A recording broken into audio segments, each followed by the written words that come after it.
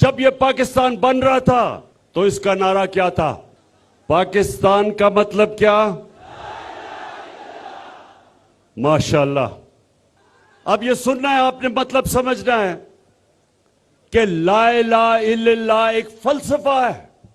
جب آپ یہ دعویٰ کرتے ہیں کہ اللہ تیرے سوا اور کوئی خدا نہیں، اور اگر میں کسی اور خدا کے سامنے جھکتا ہوں وہ بہت بڑا گناہ شرک کرایا جاتا ہے، شرک ہے. تو نوجوانوں یاد رکھیں، لا الہ الا اللہ انسان کو غیرت دیتا ہے.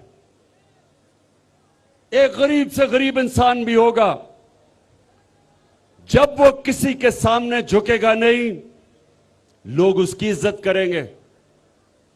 اور بڑا امیر ترین پیسے والا آدمی جب وہ کسی کے سامنے جھکتا ہے کوئی عزت نہیں کرتا اس کی.